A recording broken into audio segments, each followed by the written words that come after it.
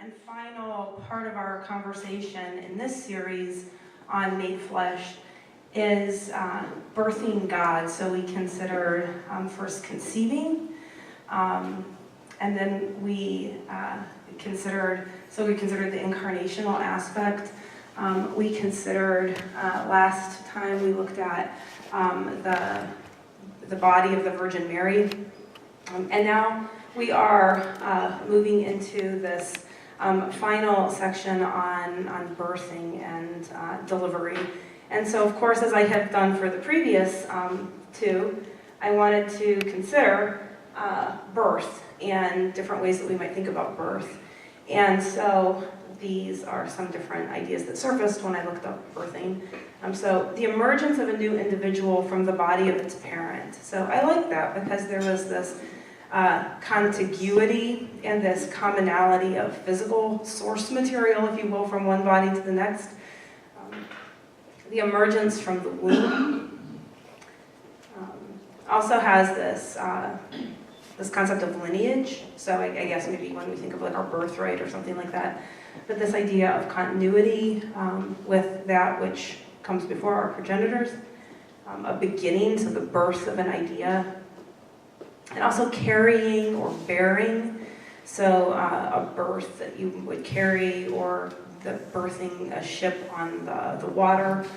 So all of these, and I think there are some common themes in this language of birthing. One of them is the connectedness of the physical relationship between parts.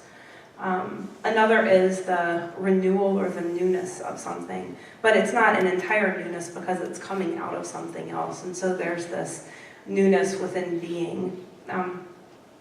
And this idea of lineage and identity is really quite important, and I think these are all very important concepts when we think of ourselves as a body of believers, as a body of faith, when we think of Christianity as a way of being in the world. There are all of these ideas can richly enhance how we understand a way of being in relationship to other kinds of being in the world, and coming out of a tradition and bearing that tradition forward and receiving it and touching it. So all of those kinds of ideas informed my thinking about this final component, which is how do we anticipate during this Advent season the birth of Christ. Shouldn't that be your parents who would ask? Well, unless you gave birth. Well, I mean, I think begetting would be the counterpart, perhaps, to birthing. I don't know. That's something to consider. The emergence of a new individual from the body of its parent. I'm going to stick with my singular up there. Yeah. Yeah. What's that? You're going to go for the plural? Okay. Yeah. I mean, I think it's a good observation. I definitely think it's a good observation. But I also think that the idea of carriage and actually birthing is something that we, at least put it this way, it's relevant to consider what it means for the one who's actually delivering the child. That's an important component, and that's really what I want to be focusing on. Not that the other part isn't relevant. Although, in the Christian tradition, we have no human father. Let me just throw that out there. Sorry. Goals. So thinking about anticipating, thinking about laboring, and thinking about delivery. I was very tickled to put my little fetus up there. That was a little chalk pastel that I made when I was a kid. And I was always fascinated by the fetus. I was always fascinated by this idea of this creature that doesn't look really recognizable, but then it sort of does, that looks like all kinds of other creatures. Sort of aquatic looking. Anyhow, it's a very connective kind of image for me for thinking about other types of generativity. So anticipating, the first of the things I wanted to talk about when we are anticipating birth, what are some of the things that we do? And I think, again, all of these, if you bear in mind, this conversation comes during Advent, right?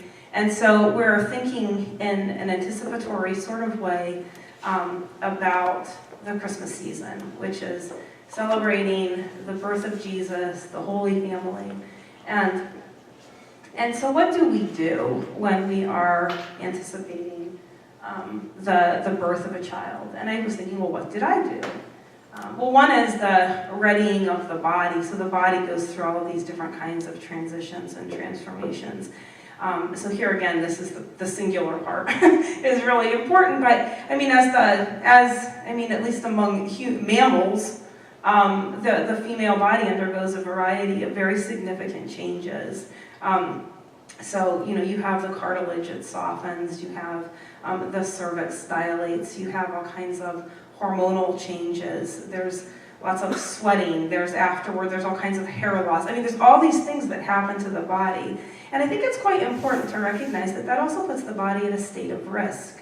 And maternal death is not it's a real risk for people. I remember in my own first pregnancy, I had this realization that this is actually going to happen. Like, this is going to come out. I'm sure some of you also had that experience where it's all fun and games until suddenly you realize this ends like one of a couple of ways. But, it's going to happen. And then when the water breaks, I remember learning that, there's only a window of time when a woman can safely deliver after that amniotic fluid is no longer there. And then I was really aware that this is going to happen. It's now or never kind of. All right, kiddo, let's go. And so the body goes through these transformations, which are very significant. If we took that same kind of thinking about the transformations in the body that we might undergo as a community as we anticipate Christ, what that might look like. Because a woman on the cusp of delivery is in a very different psychological space, physical space, space of need, space of vulnerability. So what if we embodied those things as a community? How would that change our disposition and our character? Preparing the household. What do we have to do to receive this new life? So people talk about the nesting kind of thing that you do, the kind of scurrying around, cleaning on top of a shelf that you have never looked at nor will ever look at again. But that idea of preparing a space, because you recognize something very important is happening. It's not something you can take for granted. It's something that you have to be ready for to the extent that you can prepare yourself. So making space. And another very important thing is looking for signs. So there's a kind of alertness and an awareness to the body on the cusp of this new life that it's about to birth, and for which it then will be responsible. So these are, I find this kind of intellectual play, if you will, really helpful in terms of reframing some of the things that we take, helping us to see anew some of the things that we might take for granted. Because we tell a story over and over again, we pull out the same dusty tree, the same dusty little, porcelain, precious moments, baby Jesus, and, we start the whole thing over again. And so it's quite helpful, I think, to enter into that kind of spiritual place, that physical place, that psychological space, that relational space with a new set of eyes. And so we do that. We have a tradition for this, and so I wanted to add some comments about Advent in this conversation, because I think these are some really important things for us to remember. Because Advent really is that. It's an anticipatory coming toward of something. I always love this, and I find it fascinating that it is the Latin equivalent of the parousia, which really is a presence of something. And so one has this connotation of movement toward, and the other has more of a sense of something that is permeated through the being of another. But it is both an anticipatory way of being for something that is immediate and immediately present, as well as something that is eschatological. And this is also true of birthing a child. We have babies often, especially when we're, trying to have them, when we're building family intentionally, because we have some kind of hope and thought about what their being is for the future. It's not, I don't know, it's not like the toys the kids will open on Christmas and discard. These are, you're bringing another life to be, and we're taking responsibility when we baptize a child in a community, right? I mean, the whole community is receiving this child and saying, I have some, part in its rearing. We have, educators and pediatricians and a whole host of professional disciplines to try to bring these new lives up to fullness. And so all of that is eschatological and filled with hope and promise. Even though it's completely beyond our control, we work with this very deliberate, specific kind of agenda for things that remain in the realm of hope and promise. Yes? What's eschatological? Eschatological, it's a study of the future is what it literally means, but we speak of, in Christian faith, it's a sort of an eschatological hope of the kingdom already but yet to come. So it's what has begun but is not yet fully realized. And so all of these relationships, but in particular, the relationship of building a kind of new something with a child has, if anything could be eschatological in its character, it is that. And I also remember when I had I guess I had these same thoughts with the second one, but I think with the second one I was just like overwhelmingly busy, so I didn't have as much time to ponder. But with the first child I had, I remember each step of the way just being grateful. Like, I'm glad I got to experience this. Like, this makes me very human to have had this kind of experience. I was grateful to have given live birth. I thought, I don't know what comes tomorrow, but I'm really, really grateful that I've had this experience today. And so there's this kind of, there's the grave sense of things being outside of your own control, and your heart's walking around on someone else's body, as they trip and stumble and fall, and there's not a whole lot you can do about it except try to be present. And so all of that is itself, that kind of relational making for the future is very much both an advent and a parousia, a moving toward and a being present. And those are thoroughgoingly Christian ways of understand our being in light of the revelation of Jesus. There's a lot of text here. All of this is sort of a little history of Advent, and I won't read it all to you because we never have enough time.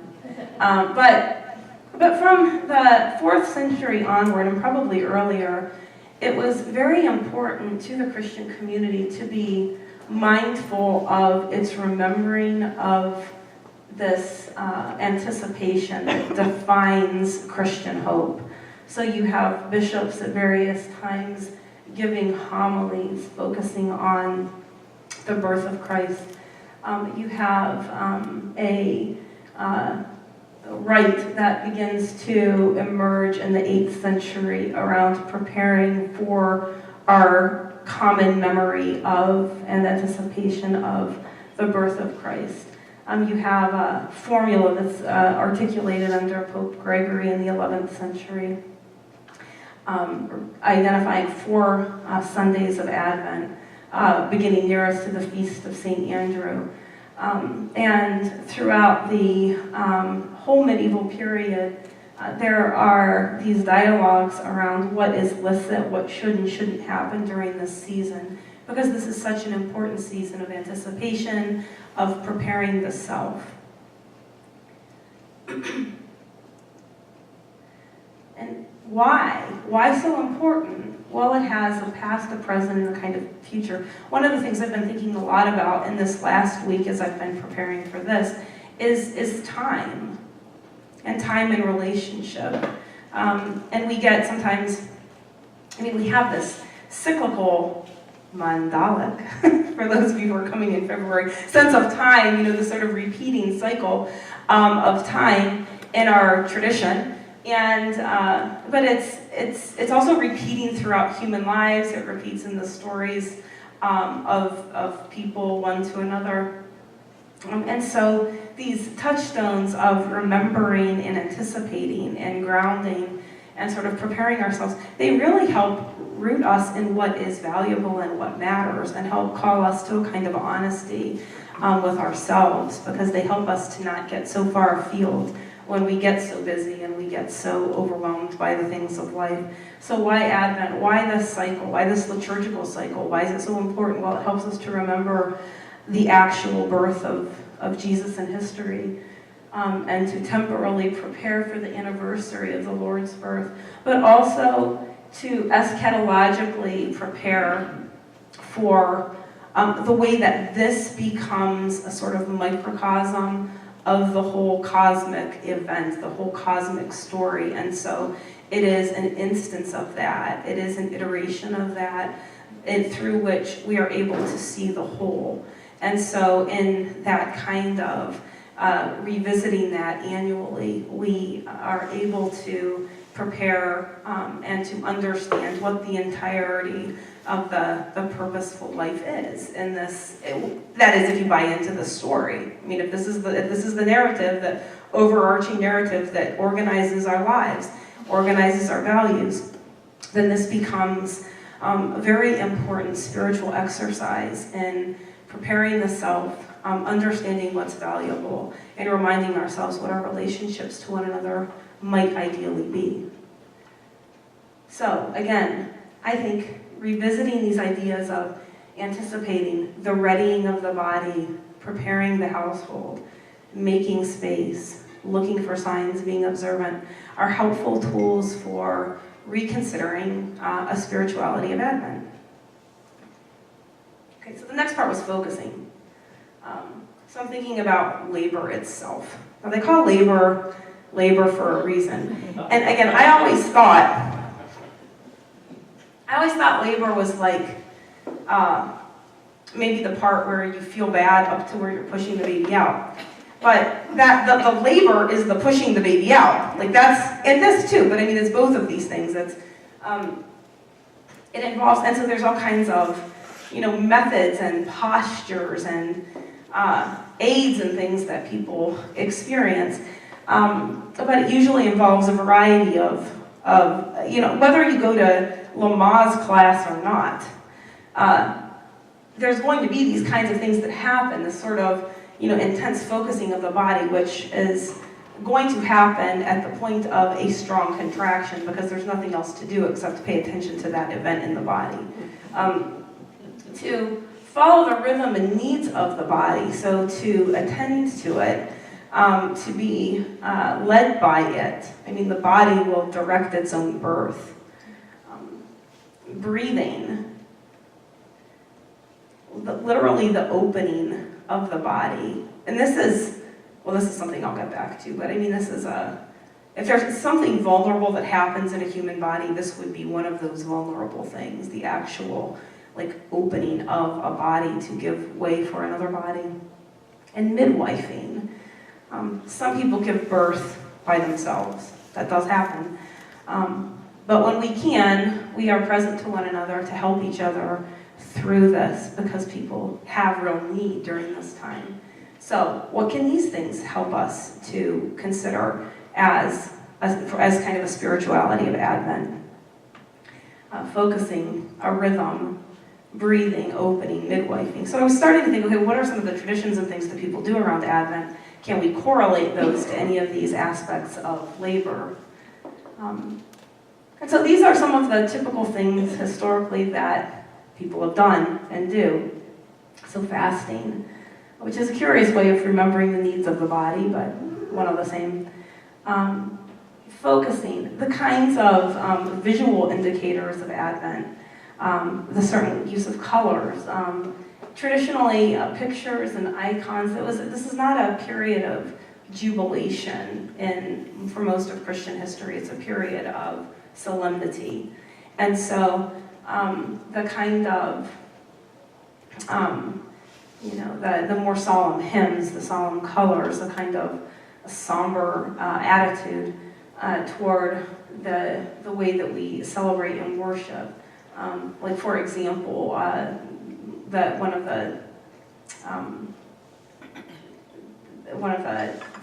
like nuptial rites, for example, historically were limited during this time period, as they often are during Lent, because this is a period of focusing on something else rather than on focusing on weddings.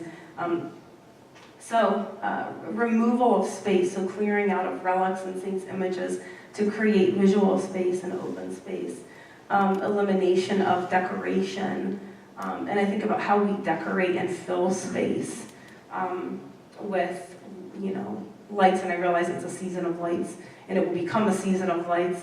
If you, from sort of Halloween on, we are inundated with plastic poinsettias dripping in sparkles, and talking gingerbread. I nearly had a heart attack in the Walmart one day when there was this moving Santa. I thought it was a real thing. It was this life-size thing that was interacting with me, and I was really kind of afraid of it.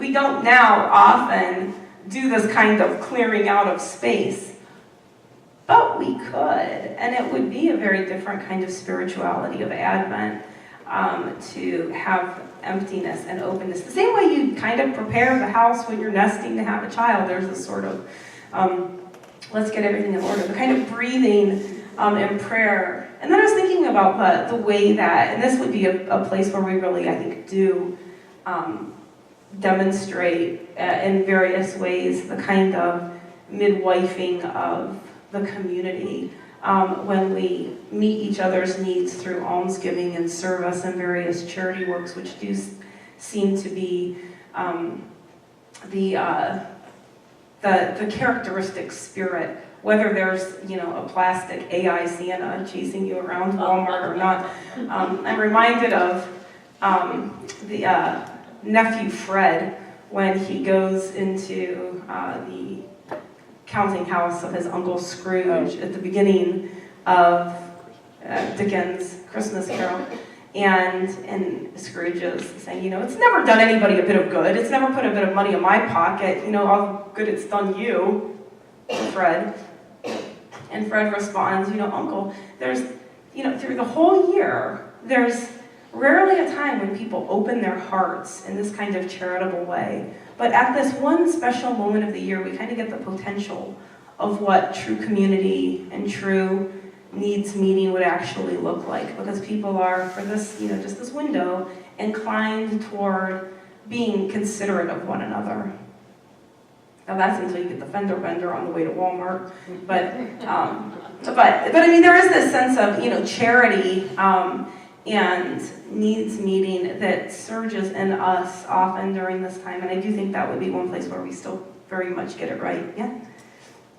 I don't disagree with you about the charity stuff, but what bothers me very much is how institutionalized it has become, and depersonalized. You get a ton of asks in the mail from Thanksgiving on, and you give, but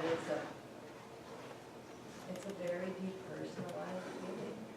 I agree. I mean, I was commenting to one of the kids the other day. I said, if I were going to ask for money for my charity, I would not do it at this time of year. Yeah. I would do it at some other time of year when I was likelier to get it.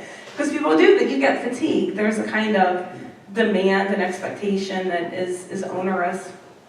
And I think, I think there are a couple of possible ways of sort of correcting that. I don't think necessarily we could correct it institutionally, but we can correct our own response to that kind of institutional pressure. And one would be to seek out ways of personally doing that. And another would also be to think about ways that we do it besides just financial gift. I think that while that's very important, the parts that can make us feel really connected and really human are the human connections we might have and in other ways. And there's a certain kind of courage, a kind of moral courage and a kind of community courage that I think is involved in actually speaking to somebody, sitting down with somebody, learning someone's story and finding ways to do that. So I think you're very right about that. I mean, even that becomes kind of sanitized, and so some of the merit of giving, not just because there's always need, right? But there is a kind of growth that really comes from the pouring out of the self, like the giving of whatever it is you have to give, where you gain so much more from having given. And I think that's the part you're talking about missing very much. And so finding ways of nurturing that and talking about it as a community could be a very important kind of retooling of our spirituality of Advent. And so other things like lighting Advent wreaths. I also think like the care we give to nativity scenes, that's a kind of midwifing rhythm of the feast days. So all of these different things. I mean, I was just trying to consider different ways that Advent can help us do this. But we really, I think, do, this plagues us, right? Because this is so much of what this season is for us, shopping and wrapping and rushing and charging and waiting. But what we're waiting for is for our stuff to arrive from Amazon. Hope not. Or in line at the post office, or for the bills to come in afterward. So, focusing, rhythm, breathing, opening, midwifing. And then the delivery itself. I mean, I looked at tons of images of little babies over the past couple of days, and I kept seeing how naked they are and how wet they are, which makes me think that they're cold. Very, very vulnerable. Can't do a thing for themselves. Hungry. Very much in that weird space between life and death. That kind of interim where you're just straddling. Yes? There's an old saying that we come into the world naked, wet, crying, and cold, and it's all downhill from there. Yeah. Amen.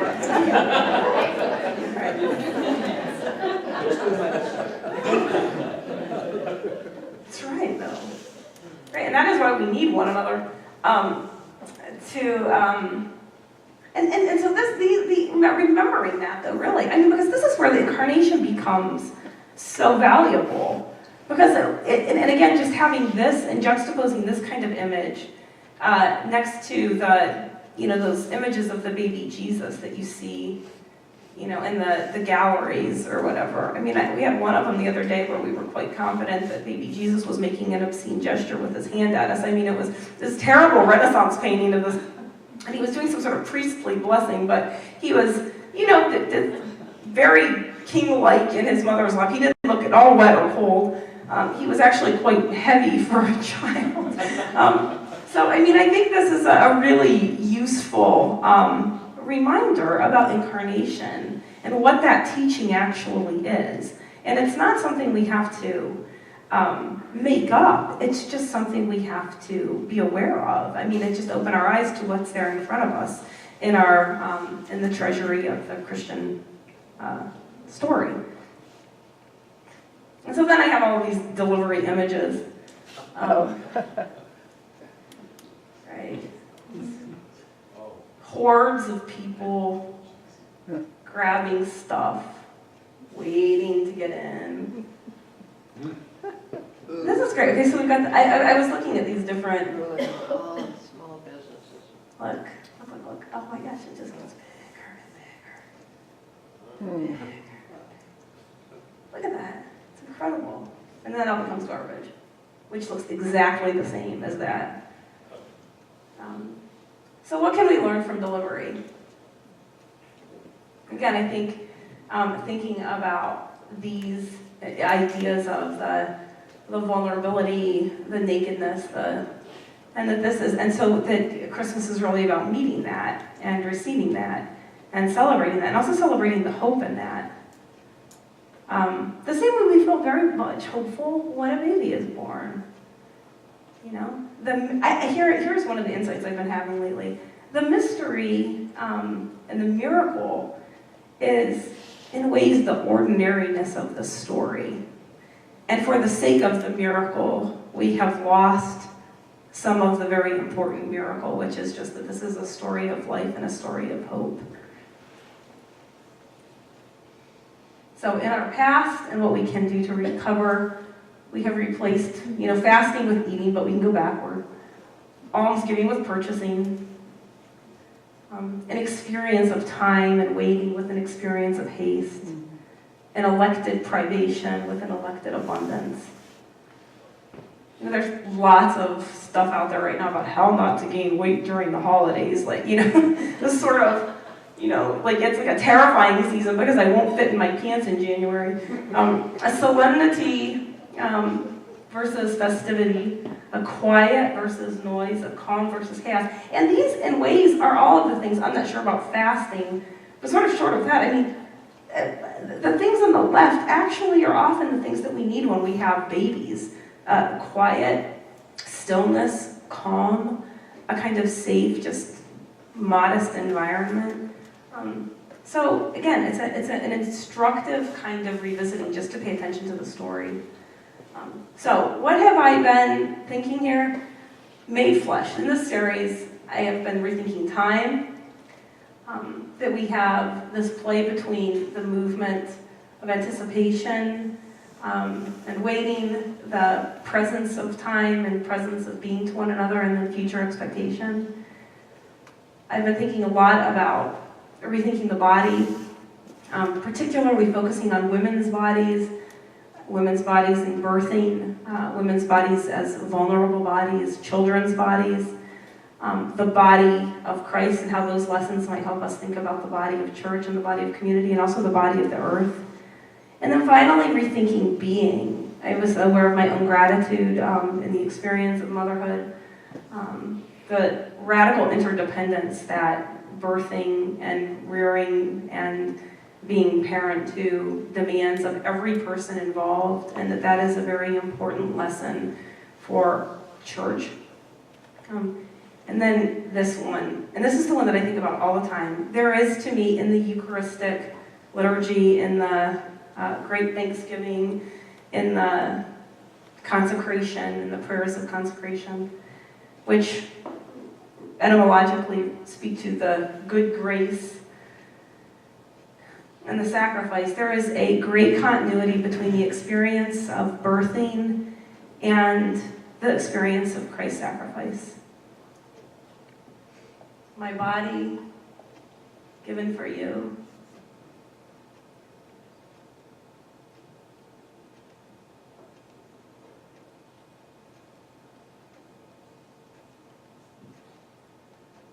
In all the ways that one rears and gives in the body, I think it's important to recognize that the giving of the body in birth and the giving of the body in life for another is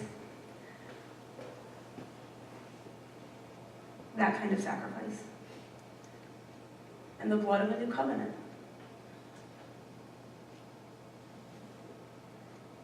So I would invite you to remember in that Eucharistic liturgy, I know, me too, it gets me, it does, because I think about this. I really do. I still with this a lot, and I think this is birthing imagery. And there's a really close relationship between birthing and dying. It's not opposite one another, it's the bookends of life, and the mystery lies on either side of that. And I end with this image of, this is Leonardo da Vinci's Virgin. It's in the Louvre. And that's St. Anne and Mary and baby Jesus, so grandma. And I look at this and it really gets me because I think this is a Pietà kind of image. I mean, it's a Holy Family, but when I look at Mary reaching to her baby, and this is not a good rendering, but she has this worried,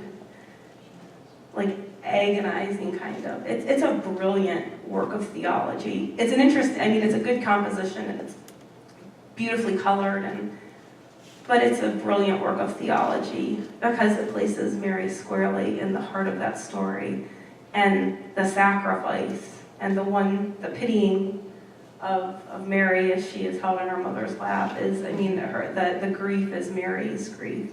And so I invite you this Advent, when you walk from here and we're done with our conversation today, to consider and to remember thinking about the centrality of the woman's body and the story of the birthing, and to think in very physical and concrete kind of ways about what that experience is like, and to allow that maybe to guide some of your own Advent reflections and your own experiences as you anticipate this Christmas season. So thank you very much.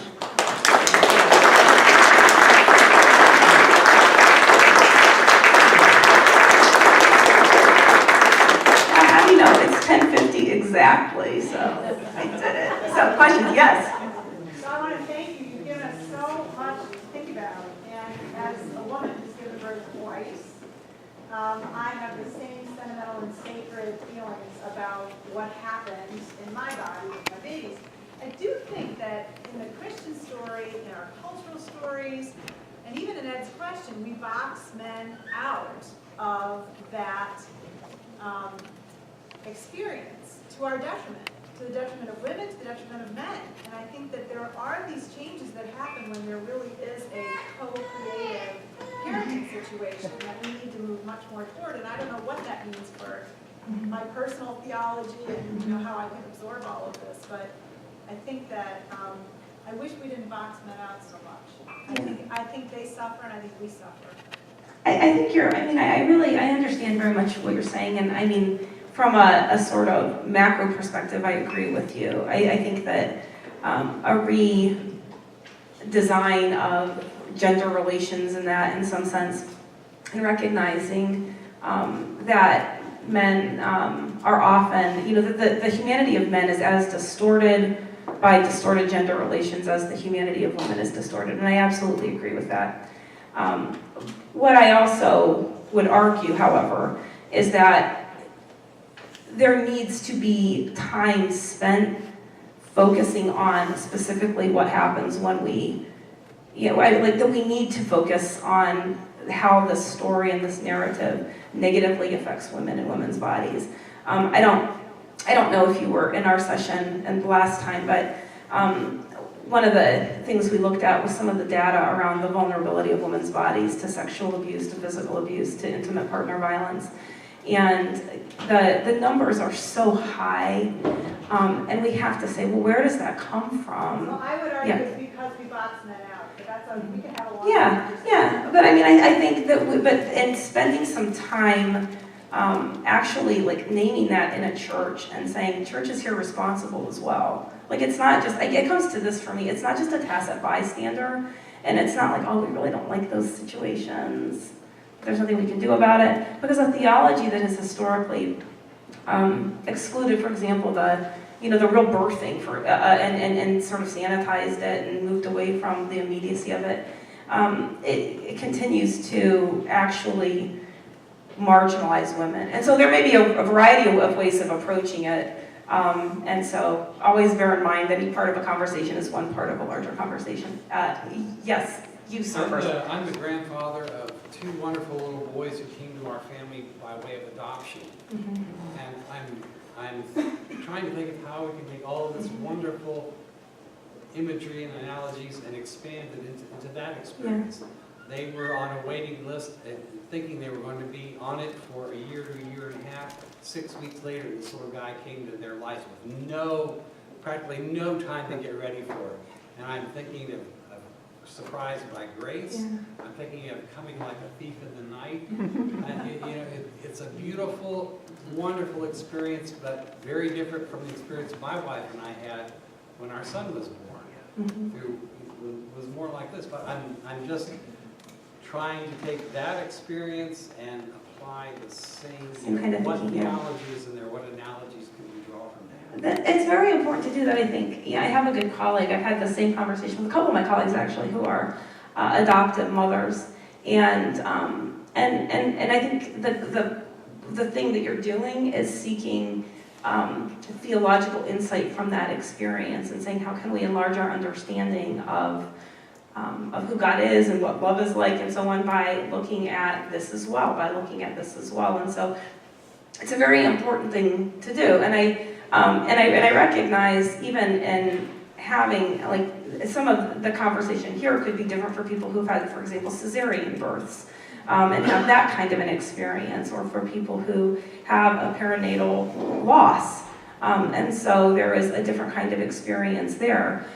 So it's, you know, and that we're always, again, I mean, there's a kind of sort of discrete commentary that's available in any commentary, but methodologically, looking at these different aspects of human experience and saying, okay, well, if we find that we feel this population isn't being spoken to in this way, what can that population return back to the conversation to say, okay, well, we've expanded our thinking by this much, how much more might we expand it?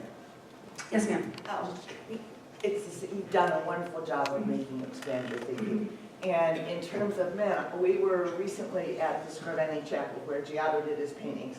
And I don't know, this is certainly not in the Bible to my knowledge, but it's the picture he's done of when Joseph is being chosen to be the father from a group of people. It's an honor for Joseph, and he's hanging back because he doesn't think he deserves that honor. And it is, I don't remember who's doing the choosing, to be honest, it's obviously, and it may be God, but it's a beautiful image because we think Mary was a reject. And this is not so. There's a line of handsome suitors there, and Joseph is chosen because of some ability that he is going to have. And I think, and I love that you mentioned that, because it also shows us that our theological imagination comes from a lot of different places and can be shaped by a lot of different places. So an image like that, more widely circulated, would change how we think about the nativity story. And so that is another conversation for me about the importance of art and the imagination and the theological imagination, because so much of our thinking where we might say, well, this is, the Bible says, but it's actually, an art history tradition which has concretized a way of thinking in our minds. And so there is a great empowerment in being able to take sort of meditative inspiration and prayerful inspiration and relational inspiration from someone's vision in art, which is it's excellent. So thank you. Yes, sir.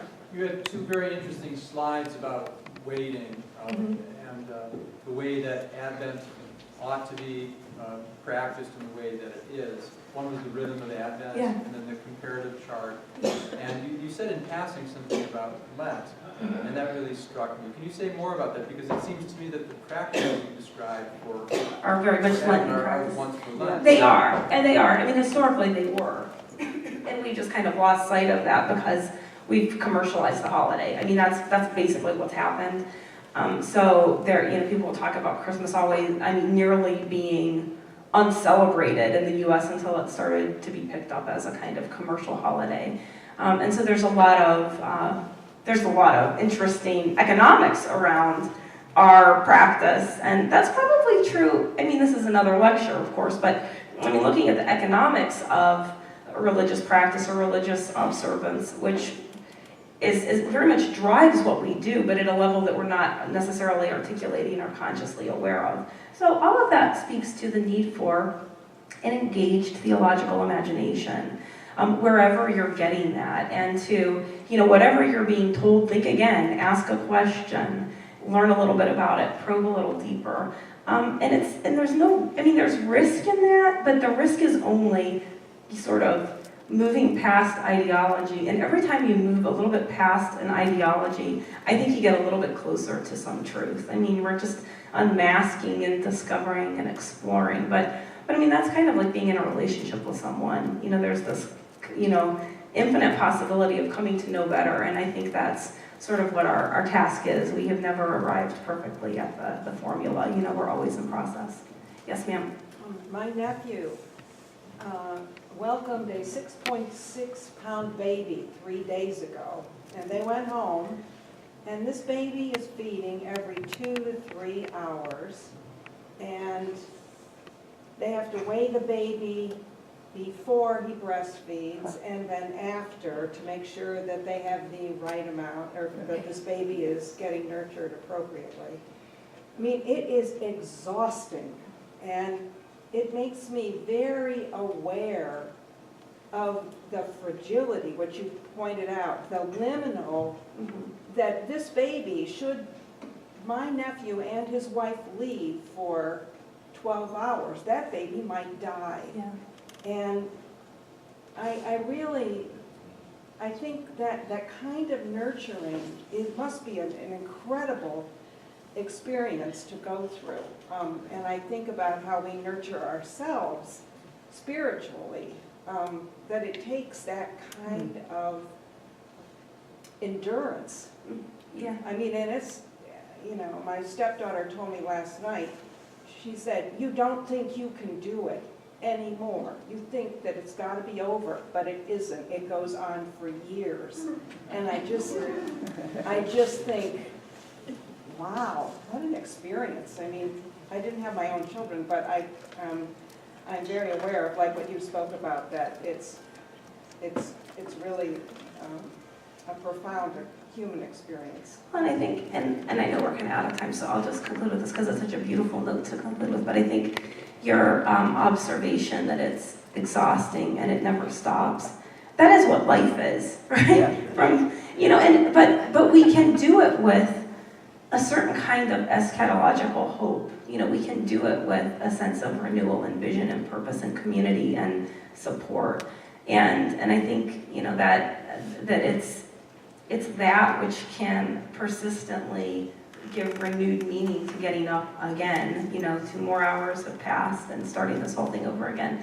And so it's a wonderful metaphor. And I think the study of our human life and recognizing that when we say that God becomes flesh, God enters into our experience, and that we are in the image of God. I mean, we are studies in divine love. Like in our best iterations, and perhaps even in our worst, I mean, we are opportunities for encounter with the sacred and opportunities for learning something about who God is. And so, you know, there is, you know, you can do no better than that. You know, you're not going to find it in a textbook, but you can find it in that experience. And I think that's really a beautiful thing to remind us of. So thank you so much.